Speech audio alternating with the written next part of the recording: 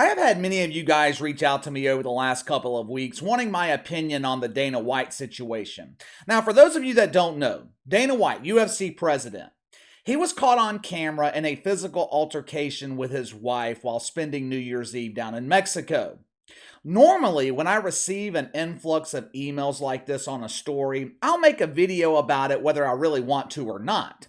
If enough of you guys are interested in something, the least I can do is cover it. But I stayed away from this Dana White story for a reason. I don't like discussing people's personal relationships, especially when it comes to something like a marriage. What happens between Dana White and his wife is between Dana White and his wife. It's none of our business. I had this same stance when it was first reported that Tom Brady was getting divorced. The only time we discussed that here on the channel was when numerous so-called experts at ESPN claimed the divorce of Tom Brady would have no impact on him this season. I thought that was absolutely preposterous. Your home life bleeds over into every other aspect of your life. If you want proof, just look at Tom Brady this season. Over the last week or so, I have been watching media coverage of Dana White. The fake outrage, the hypocrisy, the holier-than-thou attitudes, members of the media passing judgment on a situation they know absolutely nothing about. This afternoon, I finally reached my breaking point, so we're going to dive straight into this. Now, we're not going to get into the personal aspect of this. I am simply showing you guys the hypocrisy in the mainstream media. The only thing I'm going to say about Dana White is this. Under no circumstances is it ever okay for a dude to hit a woman. This is something our fathers taught all of us growing up. However, my dad also taught both me and my sister another lesson. This more or less pertained to just my sister. My dad always taught us it was never okay to hit a woman, but it's also not okay for a woman to put herself in a man's place. Meaning, if my sister took it upon herself to start beating on a dude, you better expect the same in return. If he hits you first, completely different. But if you're slapping him around, punching him repeatedly in the face, and he finally has enough and retaliates, don't come crying to me about it. Initially, the mainstream media had a big stiffy over this Dana White story because it wasn't really being heavily covered in the media. One of our favorite failures here on the channel, Smelly Jemele Hill, she expressed her fake outrage over this lack of media coverage in an article for The Atlantic. More specifically, she was talking about the lack of coverage on ESPN, the worldwide leader in woke. This, of course, is where the hypocrisy begins. For starters, Jemele Hill conveniently omits one important detail from her work of propaganda. Video of this altercation between Dana White and his wife began circulating on January 2nd. Think back to last week. What else happened on January 2nd? Damar Hamlin. Damar Hamlin dominated the news cycle for an entire week, which pushed back coverage of Dana White because people only cared about Damar Hamlin last week. But that is not the reason ESPN essentially refused to cover this story. Jemele Hill is claiming ESPN gave Dana White a pass because he's an evil white man. Are you stupid or are you dumb? You mean to tell me that ESPN, the network dedicated to mythical racism, the network dedicated to mythical misogyny, gave a white man a pass on beating his wife? I ain't buying it. The thing is, Jemele Hill, she explained the actual reason ESPN stayed away from the story. Their business relationship with the UFC. That is all she had to point out. She could have left the racial propaganda out of it. But that would be real journalism. As you guys know, Jemele Hill is not a real journalist. She is a professional race baiter with an autobiography that remained at the top of the charts for 3 months in the category of huge embarrassing failures. Someone else going after ESPN for their lack of coverage is Dan Le Batard. Dan Le Batard. You replace the B with an R, and you have my exact thoughts on Dan Le Batard. What do he and Jemele Hill have in common? Well, Casey, they spend weekends together worshiping the woke oak tree. Well, yeah, that's true, but they also have a personal vendetta against ESPN. Jemele Hill was fired. Dan Levitard left because he thought he was being silenced. In both cases, they were too woke for ESPN. When you're too woke for the worldwide leader in woke, there is no amount of therapy that will eradicate you from the fungus. For the better part of 2 weeks, Dan Levitard has railed against Dana White and ESPN damn near every day. He's invited unbiased birthing persons like Ariel Helwani on his show to criticize Dana White. You know, since Ariel Helwani hasn't been beefing with Dana White for the better part of a decade. Dan Levitard wants you to know he is full of fake outrage. Ooh, I'm so mad. I am dedicated to the fight to end domestic violence. I, too, Dan Levitard, have been a victim. New Year's Eve 2019, my emotional support shovel drank too much dirt and pounded my ass with the handle. Dan Levitard has fought hard to keep Dana White in the mainstream. He wants to see consequences. He wants Dana White to be punished. Watch for yourself. The reason that I skipped a step, flimsy though the excuse may be, is this doesn't stay in the news stream unless there's media pressure. There needs to be a media pressure. There needs to be a media outrage about this in order for this to have...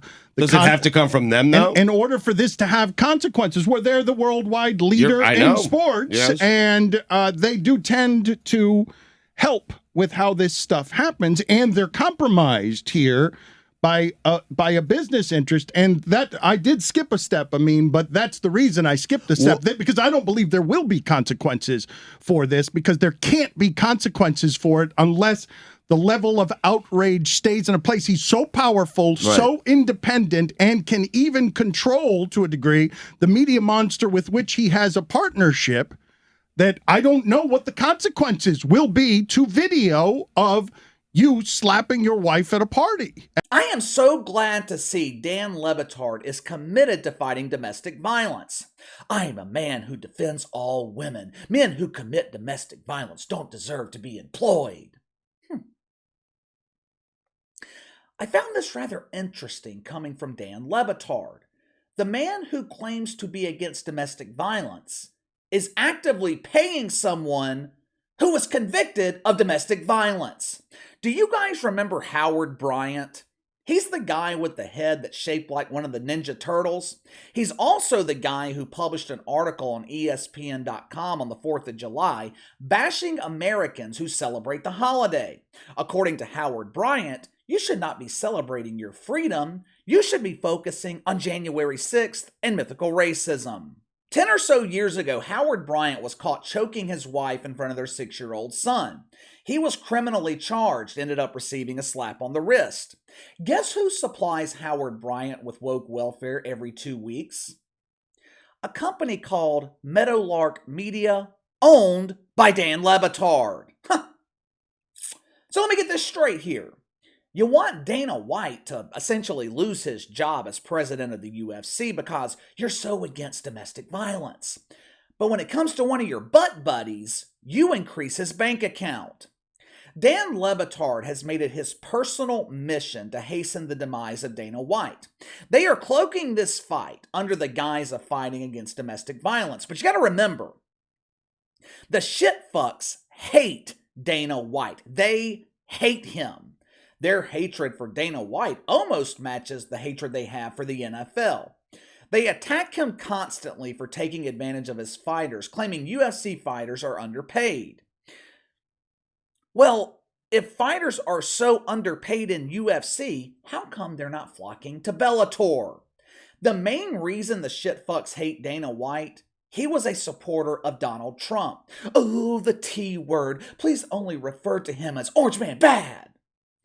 This has nothing to do with defending women. It is not about ending domestic violence. This is about taking down Dana White. This morning on Woke Take, Molly Qerim got into an argument with Stephen A. Smith. What was the crux of her argument? She wanted to see Dana White punished. She was actually making demands, pressuring Endeavor to punish Dana White. Watch it for yourself. We condemn, and domestic violence is egregious. It's unacceptable. It shouldn't happen, and he shouldn't be able to exact his punishment. And so many people make poor decisions or get involved with the law, and they don't get to say, hey, my shame's enough. No, you face punishment in addition to that, and that should happen here. And he has a boss, and that is Endeavor, and I expect them to hand something down. Okay, so you have Jemele Hill, Dan Le Batard, Molly Qerim, along with damn near every other member of the mainstream media, pushing for Dana White to be punished. Jemele Hill, she tried comparing Dana White to Ray Rice. She claimed that Outrage was greater for Ray Rice because he was black. Ray Rice, of course, never played another down in the NFL. Jemele Hill insinuated the same thing should happen to Dana White. Two completely different situations. I shouldn't have to explain the differences to you. And no, it has absolutely nothing to do with race. With all this media coverage of Dana White, with all this fake outrage, I have noticed one glaring omission. Every shitfuck is pushing to have Dana White canceled. They all want to see him punished. I keep hearing words like accountability, consequences. Let me ask you something. How come Molly Qerim isn't saying the exact same thing about Dana White's wife? How come Jemele Hill isn't pushing for his wife to be punished? Go watch the video for yourself. Now, I'm not justifying Dana White's reaction, but he's not the one that started this physical altercation. How come they are pushing so hard for the man to be punished, putting all the blame on Dana White, when the woman started the altercation? It is complete hypocrisy in the mainstream media. They are all afraid to hold the woman accountable because their lifetime pass to the Butt Bongo Festival would be revoked.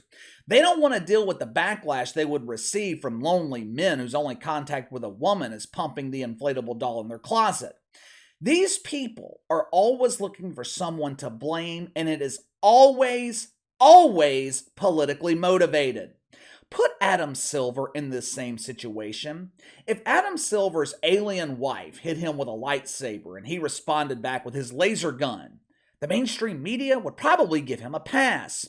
Adam Silver was in the wrong, but she hit him first. But when it's a political opponent like Dana White, someone like Roger Goodell who runs a league the media hates, they crucify him. I'm not defending Dana White, but this is not all his fault. His wife bears the same amount of responsibility as he does.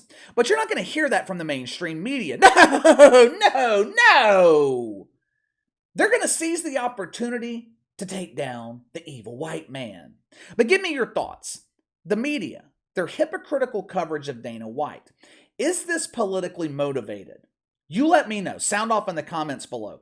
Make sure to like and subscribe. Click the notification bell to receive all notifications from the channel. Best way to contact me is by email at btlkc84@gmail.com, KC_BTL84 on Twitter. I'll see you guys tomorrow.